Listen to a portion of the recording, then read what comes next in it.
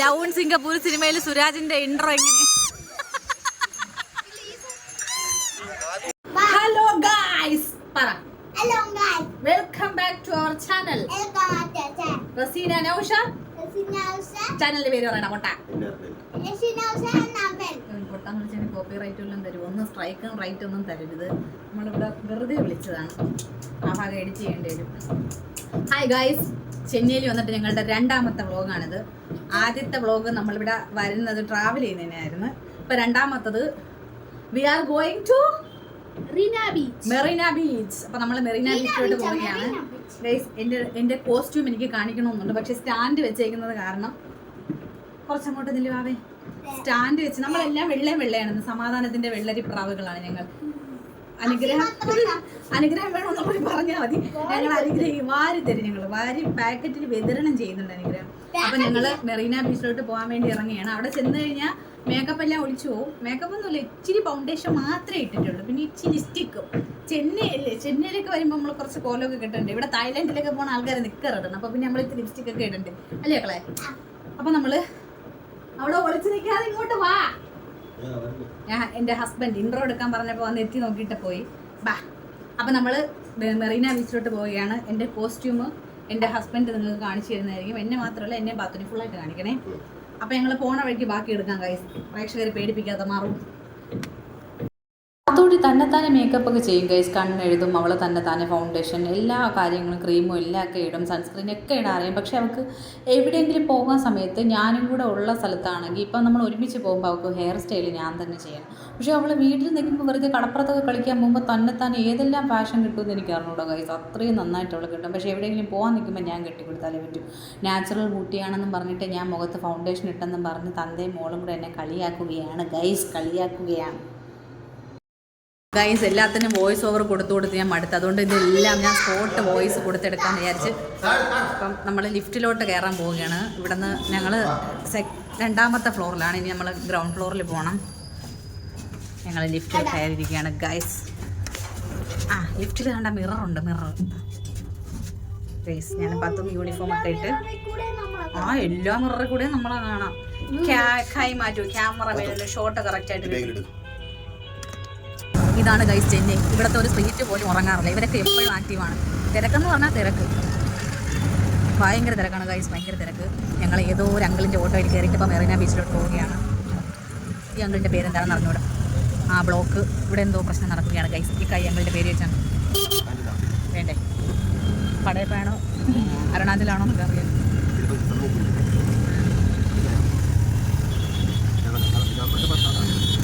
ഭയങ്കര ഗതാഗതം കൊടുക്കാണല്ലേ. ഇവിടെ ബീച്ചിൽ നിൽക്കാത്തേരിയാണ്. മല്ലിപ്പൂ മല്ലിപ്പൂ മല്ലിപ്പൂ. തട്ടുകട നോക്കി നടക്കാൻ പറ്റില്ല. തട്ടുകടകളേ ഉള്ളൂ. തട്ടുകട ഓട്ടോ, തട്ടുകട ഓട്ടോ, ഓട്ടോ തട്ടുകട, സൈക്കിൾ കട, ടയർ കട, എല്ലാം കൂടെ ചേർന്നൊരു തിരക്ക് പിടിച്ചൊരു സിറ്റി. ഒരു വട്ടി പൗലോ.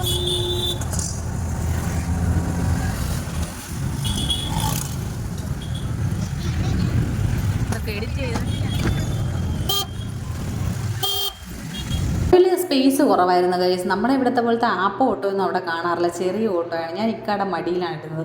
അങ്ങനെ ഞാൻ വഴിയോര കാഴ്ചകൾ വീഡിയോ എടുത്തുകൊണ്ടിരുന്നപ്പോഴത്തേക്കും 2 പോലീസുകാർ കുതിരപ്പുറത്ത് പോകുന്നതുണ്ട്. നമ്മളെ കേരളത്തിൽ ഇങ്ങനത്തെ കാഴ്ചകളൊന്നും ഇല്ലല്ലേ. നല്ല രസമുണ്ടാണ് കേട്ടോ. പക്ഷേ എനിക്ക് ക്യാമറ ഓണാക്കും മുമ്പേ അത് പെട്ടെന്ന് പാസ് ചെയ്ത് പോയതുകൊണ്ട് എനിക്ക് കുറച്ച് മാത്രമേ എടുക്കാൻ പറ്റിയിട്ടുണ്ടായിരുന്നുള്ളൂ. ആ ഓട്ടോ അങ്കിൾ ഞങ്ങളെ നന്നായിട്ടൊന്ന് തേച്ചു ഗൈസ്. ഞങ്ങളെ കൊണ്ട് റോഡിൻ്റെ ഓപ്പോസിറ്റ് സൈഡാണ് ഇറക്കി വിട്ടത്. ഈ ഇക്കാണെങ്കിൽ ഇതിനു മുമ്പ് ഇവിടെ വന്നിട്ടുണ്ട്. എന്നിട്ട് പോലും വഴി അറിയാതെ കൊച്ചിനെയും പിടിച്ചുകൊണ്ട് തെക്ക് വടക്ക് ഇങ്ങോട്ട് പോയി. ഞാൻ പറഞ്ഞു ഇക്ക റോഡ് ക്രോസ് ചെയ്ത് അന്തപ്പൊക്കെ പോകണമെന്നാണ് അയാൾ പറഞ്ഞത്. അപ്പോൾ ഇക്കാരണം ഇക്കാക്ക് മനസ്സിലായില്ല. എനിക്ക് മനസ്സിലായി. ബീച്ചിൻ്റെ ഫ്രണ്ട് ആ ഇൻട്രോ സൈഡ് കണ്ടപ്പോൾ തന്നെ എനിക്ക് മനസ്സിലായി. ഈ ഇക്ക അല്ലെങ്കിലും അങ്ങനെ തന്നെ കേട്ടോ. സായിപ്പിനെ കാണുമ്പോൾ കവാത്ത് മറക്കുമെന്ന് എന്നതുപോലെ ചെന്നൈ എത്തുമ്പോൾ ഇക്കാക്ക് തമിഴ് മറന്നു. അങ്ങനെ എങ്ങനെയെങ്കിലുമൊക്കെ ഒപ്പിച്ചെടുക്കും. പക്ഷേ ഇക്ക നല്ല സ്മൂത്തായിട്ട് നല്ല ഫ്ലുവൻ്റായിട്ട് തമിഴ് സംസാരിക്കും. പക്ഷേ എന്താണെന്നോ പെട്ടെന്നൊരു സ്റ്റാർട്ടിങ് ട്രബിൾ വരും കേട്ടോ. അപ്പോൾ ഈ വ്ളോഗിൽ എനിക്ക് ഭയങ്കരമായിട്ടൊരു സർപ്രൈസ് എൻ്റെ ഒക്കെ തന്നിട്ടുണ്ടായിരുന്നു. എന്നോട് ഗൾഫിൽ വെച്ച് എപ്പോഴും പറയാനും നീ എൻ്റെ പേര് നിൻ്റെ കയ്യിൽ കുത്തിയില്ലേ നൗഷാദെന്ന്. ഞാൻ വരുമ്പം നിൻ്റെ പേര് ഞാൻ എൻ്റെ നെഞ്ചിൽ കുത്തും, ഞാൻ ടാറ്റു ചെയ്യുന്നു. അപ്പം ഞാൻ പറയാം പോയിക്കാം, നിങ്ങളങ്ങനെ ചെയ്യത്തില്ല, നിങ്ങൾ ഭയങ്കര ഓർത്തഡോക്സ് അല്ലേ, ഞാൻ അങ്ങനെയൊന്നും അല്ലല്ലേ, ഞാൻ തലതെറിച്ച കുരുത്തം കെട്ടവളല്ലേ, അപ്പോൾ എനിക്ക് ടാറ്റു ഒന്നും ഒരു പ്രശ്നമല്ല, നിങ്ങൾ അങ്ങനെയും ചെയ്യത്തില്ല എന്ന് പറഞ്ഞപ്പോൾ എൻ്റെ അടുത്ത് പറഞ്ഞു ഞാൻ ചെയ്യുമെന്ന് പറഞ്ഞു. പക്ഷേ ഞാൻ ഒരിക്കലും എക്സ്പെക്റ്റ് ചെയ്തിട്ടേ ഇല്ല കേട്ടോ. ഇക്ക നേരെ ടാറ്റു അടിക്കുന്ന സ്ഥലത്താണ് കയറി പോയത്. ഫസ്റ്റ് അവിടെ ചവിട്ടിയതും ഇക്ക ടാറ്റു അടിക്കുന്ന സ്ഥലത്താണ് പോയത്. അവിടെ പോയിട്ട് ഇക്ക ഇങ്ങനെ ടാറ്റു അടിക്കാൻ റെഡി ആയിട്ടിരുന്നപ്പോഴത്തേക്ക് ഞാൻ പിള്ളേർക്ക് ഉപ്പും മുളകും ഒക്കെ ഇട്ട മാങ്ങ വാങ്ങിച്ചു കൊടുത്തു. അങ്ങനെ എൻ്റെ പേര് റസീന എന്ന് എഴുതി ഫസ്റ്റ് ഒരു സ്റ്റിക്കർ ഒട്ടിക്കും. എന്നിട്ട് അത് പ്രിൻ്റ് എടുത്ത് നമുക്ക് മോഡൽ കാണിച്ചു തരും, അത് ചോദിക്കും. എന്നിട്ട് പ്രിൻ്റ് എടുത്ത് അവർ നെഞ്ചിലൊട്ടിച്ചിട്ടാണല്ലോ ടാറ്റു ചെയ്യുന്നത്. അപ്പം ടാറ്റു അടിക്കും മുന്നേ ഭയങ്കര ജാടയൊക്കെ ഇട്ട് ഭയങ്കര ജാടക്കുട്ടപ്പനായിട്ടൊക്കെ ഇരുന്നിട്ട് ടാറ്റു ചെയ്തു തുടങ്ങിയപ്പം എൻ്റെ കയ്യിലൊക്കെ പിടിച്ച് ഞെക്കി കേട്ടാ. എടീ വേദനിക്കുന്നടി. ഞാൻ പറഞ്ഞു വേദനയൊന്നുമില്ല, നല്ല സുഖമല്ലേ. അപ്പോൾ എൻ്റെ അടുത്ത് പറഞ്ഞ പൊടി അവിടെ നിന്ന് കയ്യിലടിക്കും പോലെ എല്ലടി നെഞ്ചിലടിക്കുന്നത് ഭയങ്കര വേദന എന്നൊക്കെ പറഞ്ഞിട്ട് ഭയങ്കര വേദന ഉണ്ടായിരുന്നു കേട്ടോ. കുത്തിക്കഴിഞ്ഞപ്പോൾ അവിടെ മൊത്തം ചുവന്ന് തുടുത്തിട്ടുണ്ടായിരുന്നു. അപ്പോൾ പിള്ളേർ അവിടെയൊക്കെ നോക്കി എന്ന് ചിരിക്കുന്നുണ്ടായിരുന്നു. അപ്പോൾ ഞാൻ വീഡിയോ എടുക്കാൻ വേണ്ടി പോയപ്പോഴത്തേക്കും ആ പയ്യൻ പറഞ്ഞു, അക്ക എൻ്റെ മുഖം കാണിക്കാതെ വീഡിയോ പോട്ടുങ്കോ. ഞാൻ പറഞ്ഞു ഓക്കെ അനിയ. അങ്ങനെ നമ്മൾ ഡോറയുടെ പ്രയാണം പോലെ ബീച്ചിലോട്ടുള്ള പ്രയാണം ഞങ്ങൾ തുടങ്ങിയിരിക്കുകയാണ്. കുതിര തൂക്കിയിട്ടിരിക്കുന്നു. ആ ഇതൊക്കെ കാണും കേട്ടോ ഇവിടെ. ഇതിലൊന്നും നോക്കരുത്.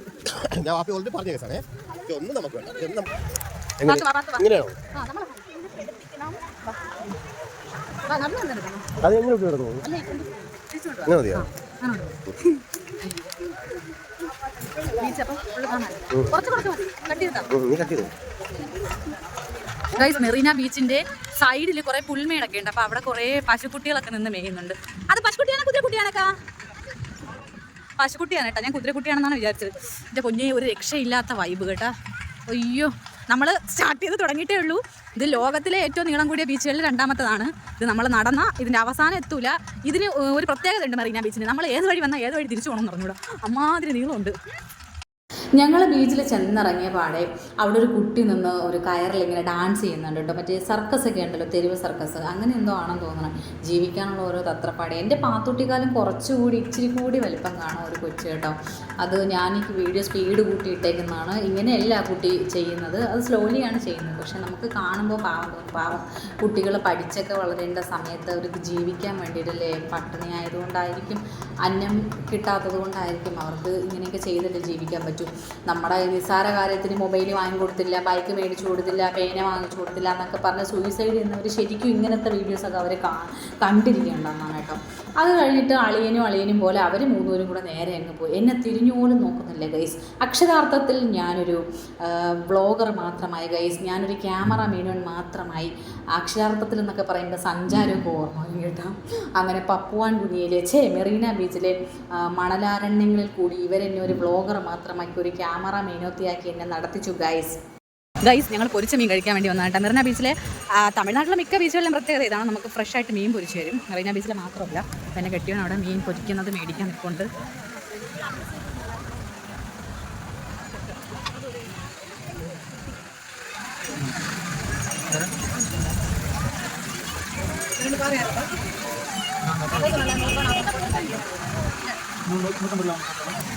ഇത് കൊഞ്ചു പൊരിച്ചത്. ഇതെന്തോന്ന് മീനിക്ക?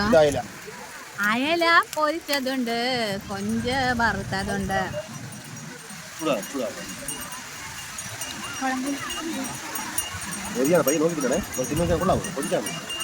ലവ് ഇൻ സിംഗപ്പൂർ സിനിമയിൽ സുരാജിന്റെ ഇൻട്രോ എങ്ങനെ?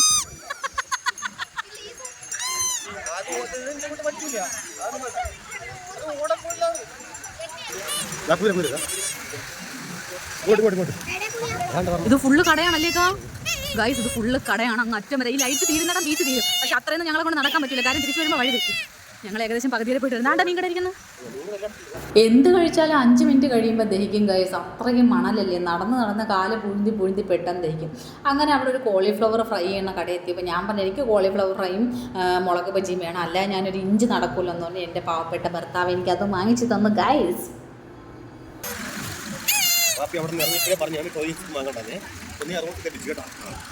ഈ വണ്ടി തന്നെ ഇടിക്കാൻ വന്നു. കാളക്കുട്ടൻ മാർഗിടക്കുന്നു.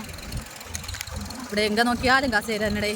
ഞങ്ങൾ നാലുപേര് ഫുള്ളായിട്ട് വരുന്നൊരു ഫ്രെയിം ഞങ്ങൾക്ക് ഇതുവരെ വീഡിയോയിൽ ഉൾപ്പെടുത്താൻ പറ്റിയില്ല ഗൈസ്. ഈ വ്ളോഗ് ഇത്രയും നേരമായിട്ട് ഇത്രയും വീഡിയോ എടുത്തിട്ടും ഫ്രണ്ട് ക്യാമറ വെച്ച് എടുത്താലും നമുക്കിങ്ങനെ ക്യാമറ പൊക്കി പിടിച്ച് ഒരുമാതിരി മുഖമൊക്കെ ഇങ്ങനെ അടുത്തല്ലേ കിട്ടുള്ളൂ.